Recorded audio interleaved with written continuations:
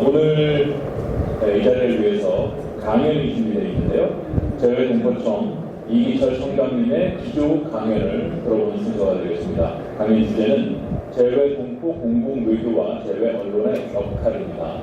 다시 한번 총장님을 박수로 맞아주시기 바랍니다.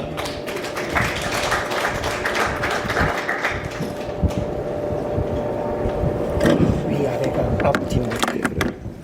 오늘 이 세션을 시작하기 전에 그 재외동포청이 그동안 재외동포 여러분들을 위해서 실질적인 도움이 되는 어떤 일을 했는가에 대해서 아주 간략하게 말씀을 드리겠습니다.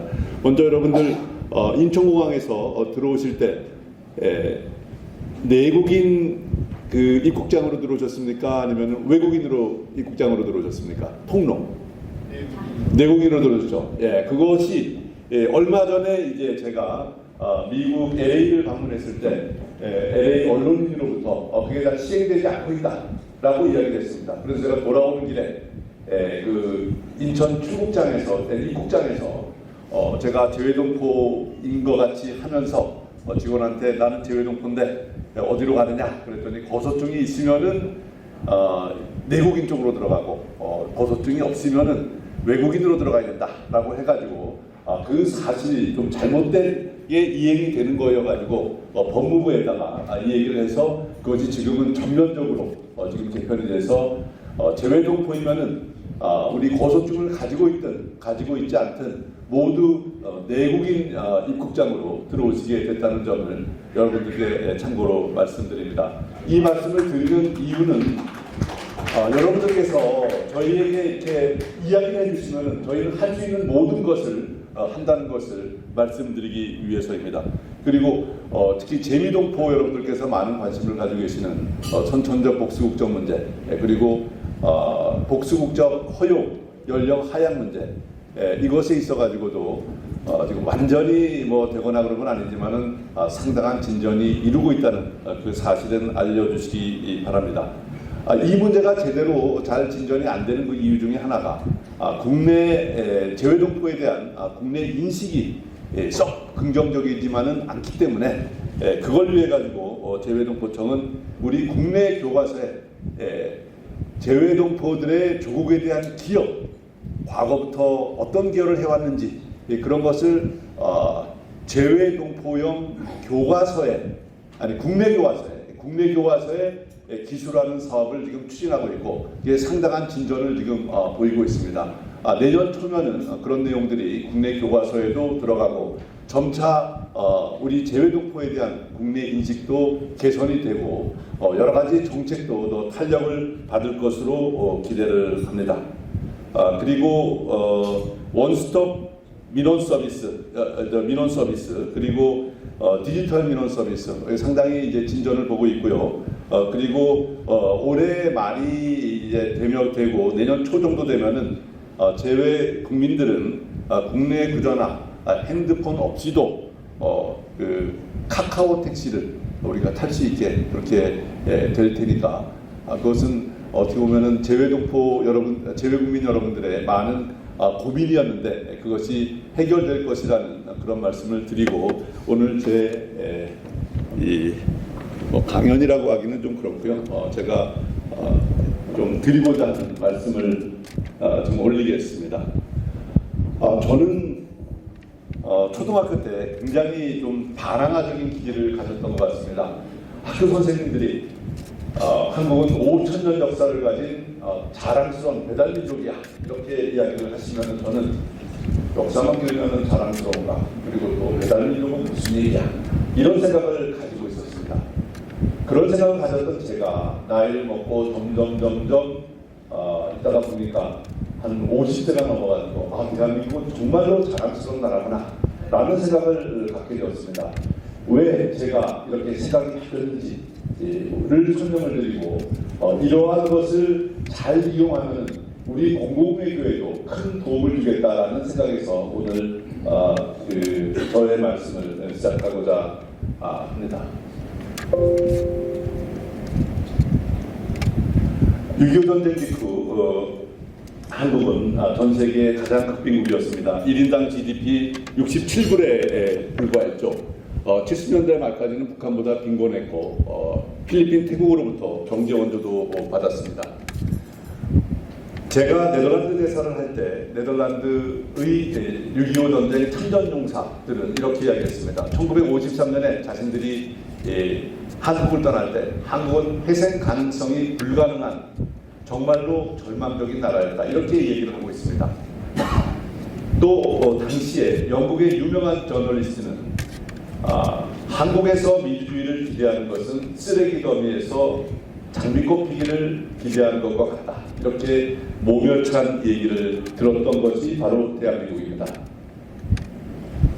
그런데 지금 한국은 어떻게 되었습니까? 2022년 실질 구매력 기준으로 1인당 GDP는 5천 불이 넘었습니다. 이것은 EU 국가 평균 수준하고 일치합니다. 저는 계속해서 EU 국가와 이제 비교를 해나갈 예정입니다. 이 밑에 있는 것은 여러분들 잘 아시기 때문에 생략하겠습니다. 이것도 생략을 하겠습니다.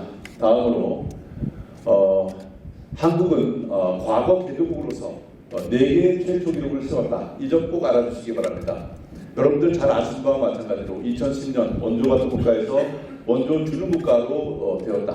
2018년 평창 동계올림픽을 개최함으로써 세계 3대 스포츠대회 동계올림픽, 하계올림픽, 월드컵을 모두 개최하는 나라가 되었다. 전 세계적으로 5개 나라밖에 없습니다. 2019년에 소위 3050 클럽에 가입했다. 30K라고 하는 것은 1인당 국민소득 3만 불 이상, 50K라고 하는 것은 인구 5천만 이상. 그러니까 잘 살면서도 사이즈가 큰 나라를 이야기합니다. 전 세계적으로 보자면 미국, 일본, 독일, 영국, 프랑스, 이태리 그리고 한국입니다. 과거 개도국으로서는 한국이 처음입니다. 2022년 국제신용등급 AA를 받았습니다. G20 국가 중 한국보다 높은 국가는 미국, 독일, 캐나다, 호주 4개국밖에 없고 영국, 프랑스, 일본보다 높습니다. 여러분들은 여기서 한마디 질문을 하실 겁니다. 경제만 잘 되면은 다야? 이렇게 이야기할 수 있죠. 그런데 한국은 민주주의에 있어가지고도 괄목할 만한 성과를 거두었습니다. 한국의 민주주의 어떻게 되느냐? EIU라고 들어보셨는지 모르겠습니다. Economist Intelligence Unit라고 하는 이카노미스트의 자매지로서 매년 167개국의 민주주의 지표를 발표를 합니다. 거기서 한국은 2022년에 8.03, 8점이 넘으면 완전한 민주주의 국가에 해당합니다. 4개의 단계가 있는데요. 그래서 가장 높은 것이 바로 그 완전한 민주주의입니다. EU 국가의 중위 수준에 해당합니다. 이것은 2022년뿐만 아니라 2010년부터 22년간 계속해서 22에서 24위를 유지를 해왔고, 아시아에서는 일본과 함께 최고 수준, 그리고 프랑스, 벨기에, 스페인보다 높습니다. 이 두 가지 민주주의와 경제 성장을 이용해서 저의 소변론이 나옵니다. 그것은 한국은 2차 세계대전 이후에 독립한 80여 개국 중에서 유럽평균 수준의 민주주의와 유럽평균 수준의 경제 성장을 동시에 달성한 유일한 국가다. 이거는 전례가 없기 때문에 세계 사적인 위기를 갖는다. 그것도 우리는 60년 만에 달성했다. 다른 서방 국가들은 이런 성장을 달성하는데 200~300년 걸리지 않았느냐.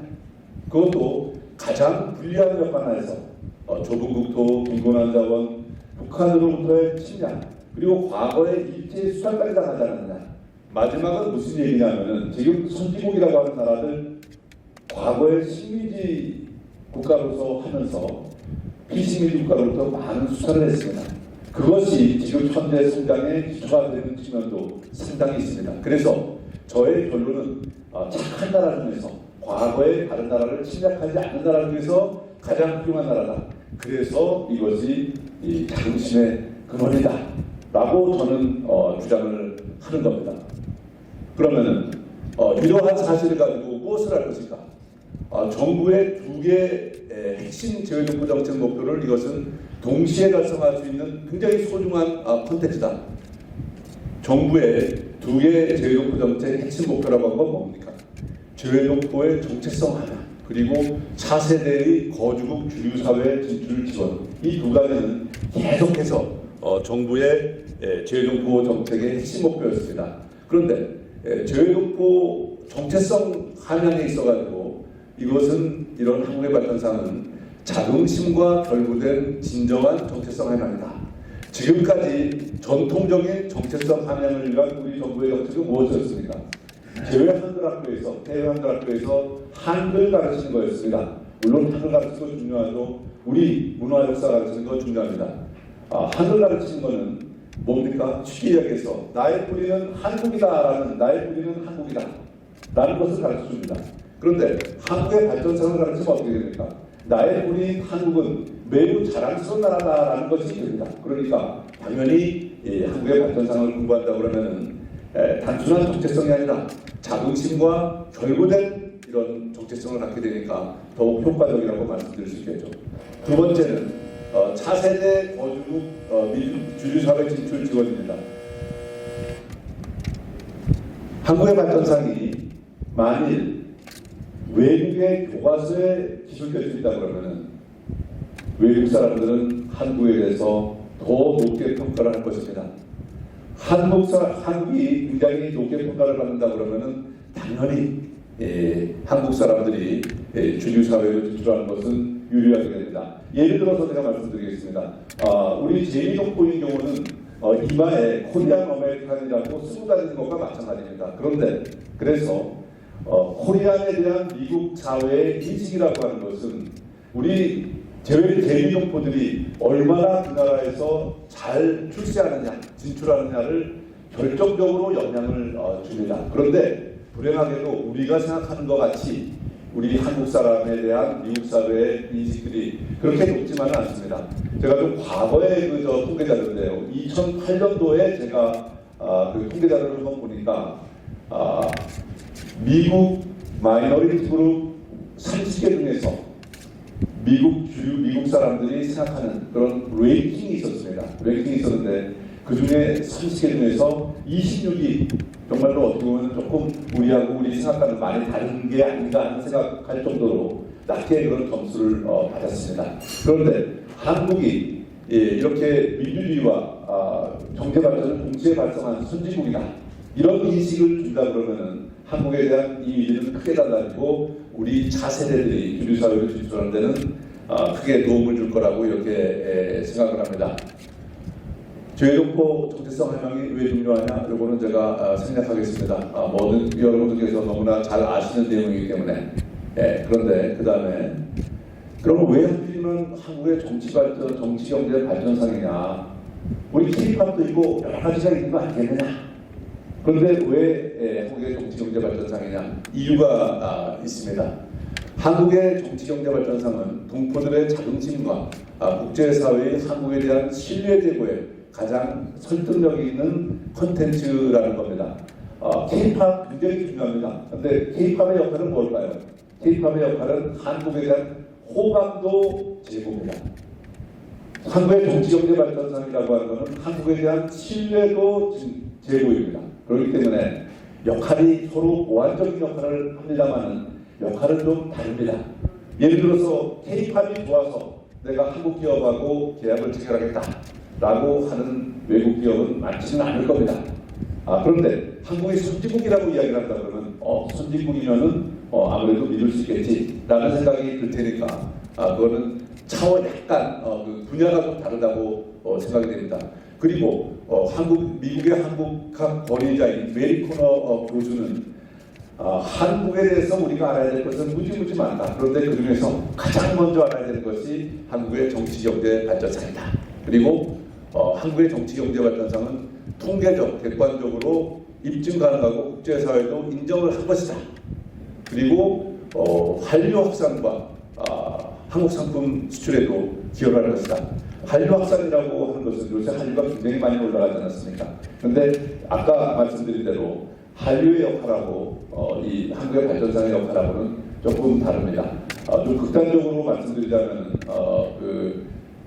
유럽의 이제 선진국들 중에서는 한국의 이제 K-팝에 대해 가지고 이야기를 할 때 그것은 예능을 잘하는 학생이다라는 생각을 갖는 그런 사람들도 있습니다. 그런데 거기에다 한국의 발전상까지 우리가 더 붙여가지고 이야기한다 그러면은 그거는 한국은 예능을 잘할 뿐만 아니라 공부도 잘하고 운동도 잘하는 그런 학생이다 라는 인식을 주게 될 것입니다. 상급 수출에도 기여한다고 하는 것은 무슨 얘기냐? 삼성이나 LG 같은 데는 자체 브랜드가 있습니다. 그렇기 때문에 한국이라는 국가 브랜드가 필요 없지만은 중소기업의 경우는 사실 자체 브랜드가 아주 미약합니다. 그래서 메이드 인 코리아라고 하는 국가 브랜드가 바로 상품 수출에 크게 기여한다는 것입니다. 마치 우리가 50년 전에 미제라고 이야기를 한다 그러면은 그 브랜드를 살리지 않고 그냥 수출을 했죠. 그것과 마찬가지 얘기입니다. 서방 국가들의 잘못된 인식 개선, 이거는 약간 좀 개인적인 그런 생각인데요. 당시에 제가 LA 네덜란드 대선을 할 때 이런 그 사업을 했는데, 관련되는 사업을 했는데, 서방 사람들은 조금 잘못된 인식을, 동양에서 잘못된 인식을 가지고 있습니다. 아시아에서 우리하고 맞짱뜰 만한 나라는 일본 하나야 라는 그런 생각을 가지고 있습니다. 근데 저는 주장하는 게 아니야. 한국도 너하고 맞짱뜰 만한 나라야. 왜냐? 너희들 어떤 나라를 평가할 때 뭘 보고 하니? 얼마나 잘 살아? 얼마나 민주주의야? 얼마나 인권이 보장되어 있어? 라는 것을 보지 않는다. 우리가 너희하고 똑같은 수준이야. 그러니까 너희는 우리하고 동일하게 너희 자신하고 동일하게 대우하는 게 맞다. 라는 그런 주장입니다. 다음으로 어떤 방법으로 알리느냐? 그러니까 한국의 발전상 콘텐츠가 괜찮다라고 하는 것은 상당히 인정이 됩니다. 그런데 그럼 어떤 방법으로 알리느냐? 플랫폼이 무엇이냐에 대해 가지고 이제 저는 말씀을 드리고 싶습니다. 이 한국의 발전상이라고 하는 것은 두 가지 용도가 되는 거죠. 하나는 정체성 함양, 정체성 함양을 위해서 차세대에게 가르치는데 그거는 주말 한글학교 수업을 통해서 가르친다. 제가 아까 말씀드린 대로 올해의 제외동포용 교과서에 한국의 발전상이 이게 들어가게 됩니다. 그렇기 때문에 제외동포 차세대들은 이 내용에 대해서 훨씬 더 잘 알게 될 것입니다. 그다음 두 번째 단계는 무엇이냐? 제외동포 거주국에 대해서는 가장 중요한 게 거주국 교과서다라는 것입니다. 그리고 그것은 굉장히 광범위한 파급 효과를 갖고 또 감수성이 예민한 학생들을 대상으로 하기 때문에 한번 이것이 머릿속에 입력되면은 평생 가는 그런 경향이 있다고 봅니다. 또 거주국의 시스템을 이용하는 거기 때문에 이것은 그 나라 상대방 국가에 이런 시스템이 있습니다. 철도에 기차가 계속 돌아가고 있습니다. 그런데 레일을 돌아다니는 기차 위에다가 우리 아이템을 딱 올려놓는 겁니다. 이것은 올려놓기는 매우 힘듭니다만은 일단 올려놓으면은 그것은 계속 돌아갑니다. 우리 의지와 관계없이 계속 돌아갑니다. 그렇기 때문에 지속적 무비용의 플랫폼이라는 겁니다. 그러면은 과연 외국 교과서에 한국의 발전상을 수록하는 것이 가능하냐라는 질문이 나올 겁니다. 한국의 정치경제발전상은 통계적으로 이미 입증된 객관적인 사실이고 이미 선진국 교과서에 기술한 바가 있습니다. 제가 네덜란드 대사를 할 때 네덜란드 교과서 5개의 최대 6페이지에 해당하는 내용을 집어넣었습니다. 과거 그 전에는 한국에 대한 기술이 전혀 없는 교과서가 70%였고 있는 경우에도 한두 줄 정도였는데 6페이지 되니까 굉장히 많은 게 되겠죠. 또 커먼 코어 코리아에는 7쪽이 됐고 그 다음에 LA 통영사를 할 때 뉴멕시코 사회과목 지침서에 이제 한국의 발전상이 수록하기로 했습니다. 그리고 그런데 여기서 가장 중요한 것은 이런 사업을 성공적으로 이끌기 위해서는 뭐가 필요하냐? 제외동포 사회의 적극적인 주도적인 그런 역할이 필요하다는 것입니다. 제가 그 다음에 그러면은 제외동포청은 이 사업에 있어서 무슨 역할을 할 것이냐? 한국발전상 알리기 프로젝트를 핵심 목표로 선정해서 차세대 교육이 있어가지고 주된 역할을 수행하고 그리고 동포 사회의 교과서 수록을 위한 거주국 정부 설득 논리 그리고 전략을 저희가 제공을 하고 제외동포 사회는 교과서 수록에 있어서 주된 역할을 하고 마치 현장 사령관의 역할을 하신다고 생각하면 되겠습니다. 이런 역할을 하게 될 것입니다. 요약과 결론을 말씀드리자면은 한국의 정치경제발전상은 한국의 정치경제발전상 알리기 프로젝트는 차세대 정체성 함양과 차세대 주류사회 진출의 소중한 수단이다. 한국의 발전상을 알리기 위해서 알리기는 차세대를 위한 가장 소중한 선물이다. 재외동포를 위한 재외동포에 의한 재외동포의 펀더멘트를 강화하는 그런 사업이고 재외동포 사회와 재외동포 언론인의 적극적인 참여 공참을 요망을 한다는 그런 것입니다. 아주 간략하게 제가 네덜란드 대사로 있을 때 했던 것을 아주 간략하게 소개를 하겠습니다. 제가 네덜란드에 도착을 했더니 가장 고민스러운 것은 이 사람들이 한국을 모른다는 것이었습니다. 한 네덜란드 교수가 한국을 하는데 무척 고생을 했대요. 왜 고생을 했냐 그랬더니 11월에 갔는데 반팔만 입고 갔대요. 왜 반팔만 입고 갔느냐 그랬더니 사우스 코리아냐 이렇게 얘기를 한 거예요. 그래서 제가 한국말이 이렇게 제일 중요했구나라는 생각을 계속하게 되었습니다. 근데 어떤 방법으로 하겠느냐? 저는 K-푸드도 해보고 K-필름도 하고 여러 가지 해봤습니다. 근데 돈은 들어가는데 아웃컴 나오는 게 불명확했습니다. 그래서 저희가 전통적으로 하던 것에 좀 회의를 가졌습니다.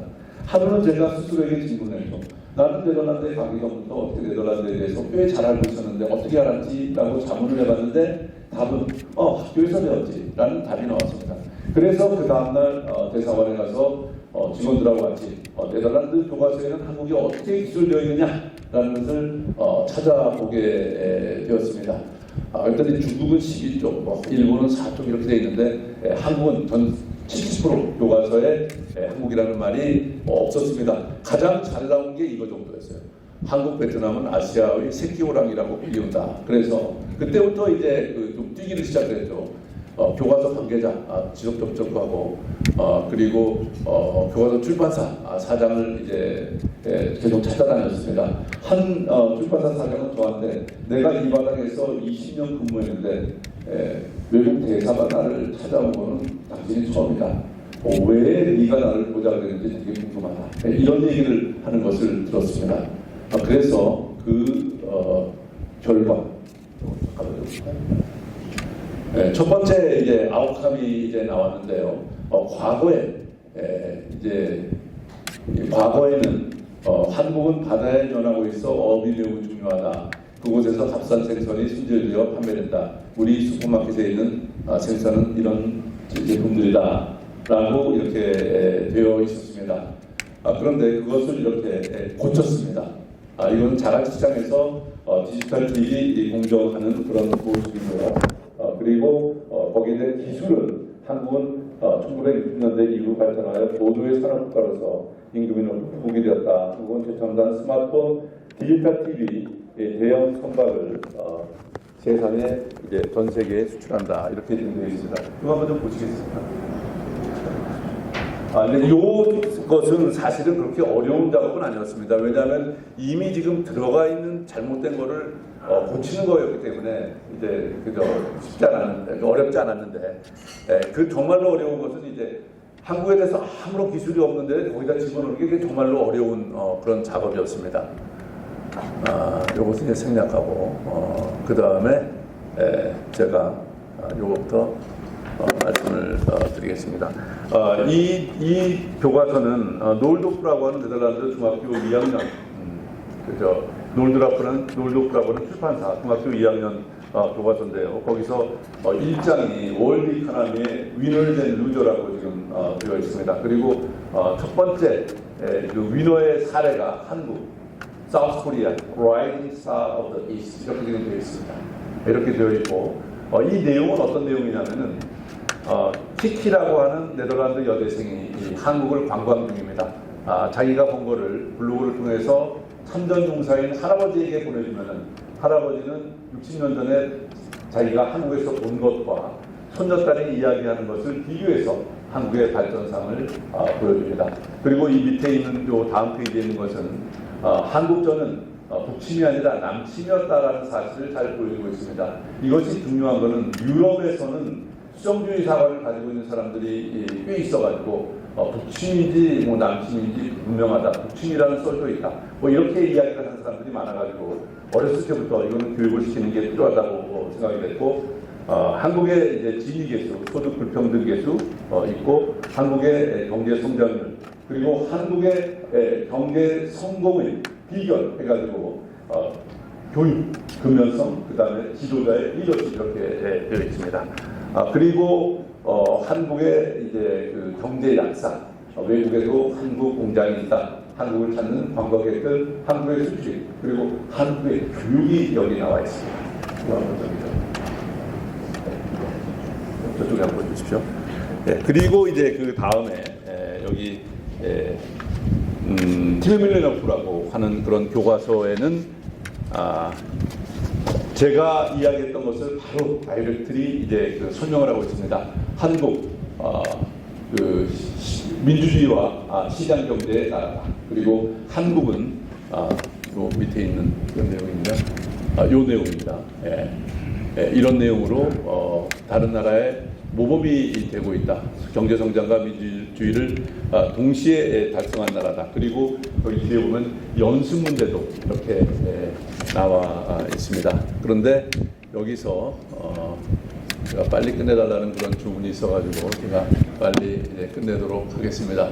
여기서 가장 중요한 것은 이제 누구를 만날 것인가를 파악을 하고 교과서 개정 시기가 빠른 출판사를 우선 대상으로 정하는 게 중요하고 설득 논리 이렇게 얘기를 하면은 아까 말씀드렸던 이 한국의 정치 경제 발전상을 이야기합니다. 그런데 이 정치 경제 발전상을 이야기하면은 이 사람들은 전부 다 그레이트입니다. 네 교과서에 좀 넣어줘 그러면 그거는 조금 아닌데 이렇게 이야기를 하는 겁니다. 여러 가지 어려움을 얘기하는 거예요. 한국 걸 집어넣으면은 딴 나라 걸 빼야 되는데 뭐를 어떤 걸 빼느냐라는 그런 고민을 이제 이야기를 하는 거예요. 그것은 이제 이 사람들이 이런 질문을 하는 거죠. 왜 내가 네 말을 들어야 되지? 영어로 하면 What's in it for me? 그 안에 나를 위한 것이 무엇이 있느냐라는 질문을 던지는 겁니다. 그럼 거기에 대해 가지고는 이제 한국의 발전상은 내 말을 듣는 것이 당신의 이익이다. 한국의 발전상을 집어넣는 것이 너희 네덜란드의 이익이다. 그러면서 이렇게 여러 가지 논리를 이제 설명을 하는 겁니다. 특히 마지막 참전용사에 대한 자긍심 회복을 위해서도 집어넣는 게 필요하다라고 하는 것은 이런 내용입니다. 제가 네덜란드 대사를 하면서 정말로 참전용사를 높게 모시고 그랬는데 가까이 하면서 정말 슬픈 얘기 하나를 발견을 했습니다. 이분들 참전용사는 결코 자신이 한국전에 참전했다는 것을 자랑스럽게 생각하지 않았다는 겁니다. 자기가 참전했다는 걸 숨기고 여자친구에도 알리지 않고 이렇게 했다는 겁니다. 왜 그러냐 하면은 다른 사람들이 얼마나 못 배우고 돈이 없었으면 한국 전까지 갔겠느냐. 당시에 네덜란드는 모병대였습니다. 저는 그 얘기를 듣고 너무 가슴이 아팠습니다. 그래서 내가 한국대사로서 뭘 할 수 있을 것인가라고 정말 고민을 했습니다. 그리고 제가 이제 그 정치인들을 찾아가지고 이렇게 이야기했습니다. 내가 이런 생각을 했는데 이분들을 위해서 내가 할 것에 뭐를 할 수 있는지에 대해서 정말 고민을 했는데 만일 이분들의 60년 전에 이 영웅적인 행동과 이분들의 기여가 한국 발전에 대한 기여가 교과서에 들어간다 그러면 네덜란드 교과서에 들어간다 그러면 이분들은 자긍심이 회복될 것이다. 그런데 우리는 그렇게 시간이 많지 않다.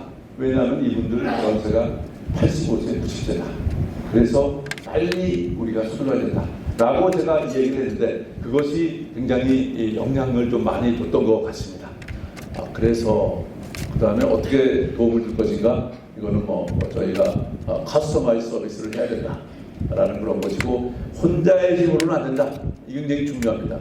재외동포 사회와의 협력이 굉장히 중요하다. 사실 재외동포 사회가 없었으면 이런 성과를 거둘 수가 없었습니다. 그렇기 때문에 이 사업은 재외동포를 위해서 정말 소중한 그런 사업입니다. 그런데 또 재외동포의 협력 없이는 불가능한 거고 그렇기 때문에 여러분들은 언론이 아니십니까? 언론인들께서 이 재외동포 사회 여론 형성하는데 좀 도움을 주시기를 부탁을 드리고 시간이 없기 때문에 제가 이 말씀 드려야 되겠네요. 이것은 이제 제가 이 네덜란드에서 이 사업을 성공한 다음에 외교부의 공공외교 6번째 축으로 자리매김을 했고 지금 지금 제외 공간에 이렇게 지시가 나갔습니다. 그 당시에 한국 언론도 굉장히 관심이 많았어요. 전체 한 100회 정도의 국내 언론에도 보도가 됐습니다. 그러니까 여러분들께서 제가 마지막으로 이제 제가 생각하는 사회는 이런 겁니다. 우리 제외동포 차세대가 어느 날 이제 새학기가 돼서 학교에 갔습니다. 그런데 새 교과서에는 한국이 훌륭한 나라라고 이렇게 쓰여져 있어요. 또 파란 눈을 가진 선생님이 한국은 굉장히 훌륭한 나라라고 이렇게 이야기를 합니다. 쉬는 시간이 돼가지고 우리 제외동포인 차세대에게 그 친구들이 찾아와가지고 한국 짱이야 이렇게 이야기를 합니다. 그리고 자기 자녀의 교과서를 통해서 한국이 우수하다는 것을 본 그 자녀 친구의 그 차세대 친구의 부모는 그 유진이 아버지가 하워드 의원에 출마했는데 한국이 멋진 나라구나 그러면서 찍어줍니다. 저는 이런 세상이 오기를 희망을 하고 이런 세상이 오도록 하는 것은 아마 이게 공포사회에서 매우 영향력이 강한 제외동포 언론인 여러분의 지원이 꼭 필요하지 않을까라는 말씀을 드리면서 저의 강연을 마치겠습니다. 감사합니다.